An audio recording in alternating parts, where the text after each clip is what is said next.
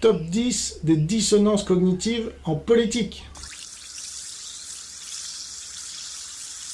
Numéro 1. Le concept de grand remplacement est un concept marxiste, créé par un marxiste, donc Renaud Camus. Oh, il y a des musulmans. Oh, ben ils font 5-6 enfants par femme, et puis nous, on n'en fait plus.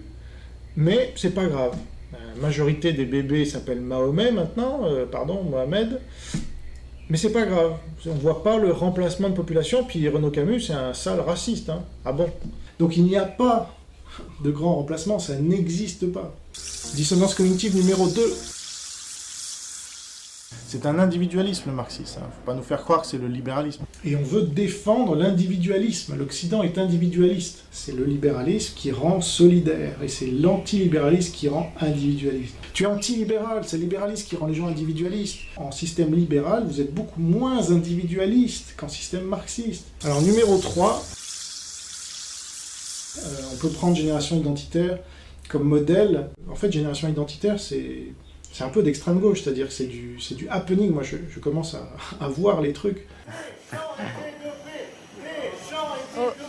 Ça, c'est un truc d'extrême gauche, le happening pour le happening. Numéro 4.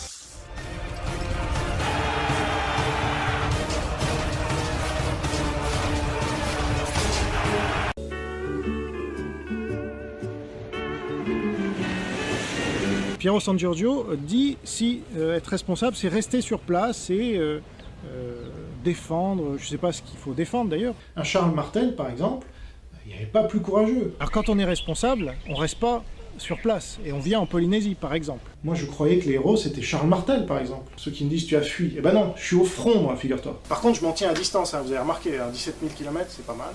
Numéro 5.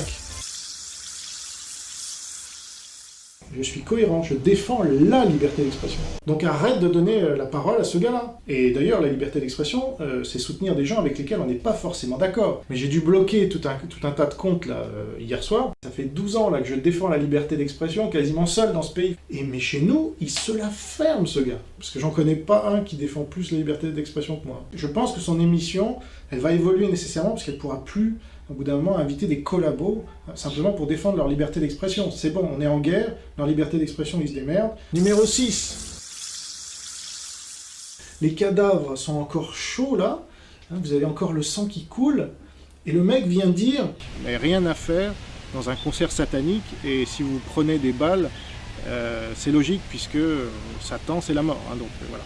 C'est un mépris total pour des gens qui ont dans leur famille, des gens qui sont morts sous les balles de nos ennemis. Et c'est pour ça que moi je suis pour que Médine vienne balancer sa bile là au Bataclan et cracher sur les morts, etc. Tu viens cracher en fait sur ces morts-là, et ça c'est pas bien. Donc lui est très peiné pour les victimes, alors que moi je les condamne, puisqu'elles n'avaient rien à faire dans un concert satanique. C'est vous qui insultez les victimes, vous en rendez même pas compte. C'est à moi de vous l'expliquer. C'est le Bataclan, il y a eu des morts, mais c'est... Et alors? Numéro 7.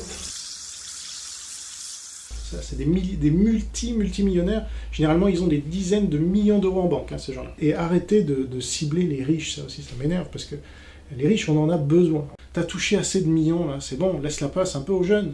Qu'est-ce qu'ils vous ont fait, les riches? Henri de Lesquen, il est pété de fric, ce mec. Je dis pas ça parce que je me suis pas enrichi. Il est millionnaire, facile, Michel Onfray. C'est de la richophobie. Numéro 8.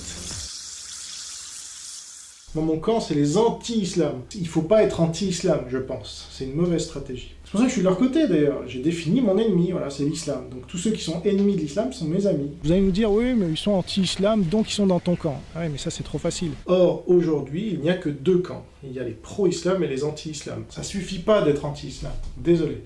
Tous les anti-islam en général, j'ose pas les critiquer. Parce que là aussi, j'ai un conflit important avec même ceux qui se disent anti-islam. Numéro 9. Parce que les protestants sont beaucoup plus tolérants, on le voit dans tous les pays majoritairement protestants, il y a des catholiques, comme ici en Polynésie. Alors vous allez me dire, oui, la Scandinavie c'est pas un bon exemple, puisque là-bas c'était 100% protestants aussi, et donc ils ont interdit le catholicisme. Le protestantisme c'est le calvinisme, hein, on le dira jamais assez. Moi je ne défends pas une chapelle. Pour moi le calvinisme le plus pur, c'est la pureté qu'il est le seul à pouvoir atteindre, c'est typique du fanatique absolu. Hein. C'est si pas ça l'e-catholicisme. Hein. Et ben c'est pas ça le christianisme, hein, je vous en informe. Vous avez des musulmans qui se considéraient plus musulmans que les autres, c'est toujours comme ça. Je sais différencier voilà, le vrai christianisme, protestantisme, du faux. Non, non, les musulmans ne sont pas musulmans, et l'islam n'est pas l'islam, en fait. Il n'y a que moi. Il n'y a que moi, Salim Laibi. Donc ce mec est fou, en fait. Là, vous avez vu, il n'y a pas de protestants en France, hein, donc il n'y a que moi. Et 10e dissonance cognitive.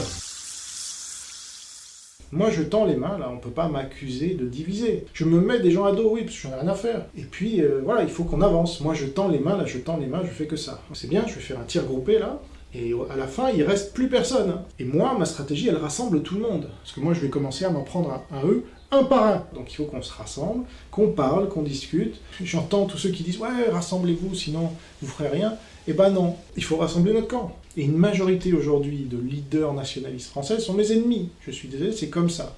Autre dissonance cognitive, vous pouvez réécouter mes vidéos, là, n'importe lesquelles, d'il y a 10 ans, d'il y a 5 ans, d'il y a 3 ans. Je ne change pas une virgule, c'est marrant ça. Écoutez bien, hein. Un jour je me balade à Paris, comme je faisais souvent à Giberjeune, pour trouver des livres d'occasion, je n'avais pas beaucoup de sous.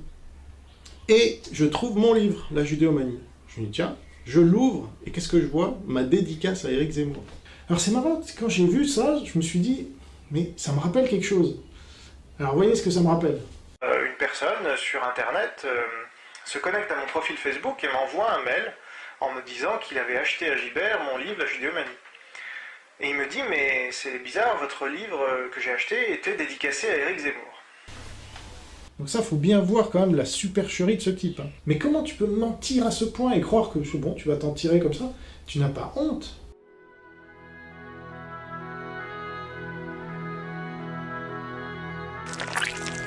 Désolé si vous êtes tombé dedans. Et c'est à ça qu'on juge un homme, à savoir s'il a une colonne vertébrale ou pas.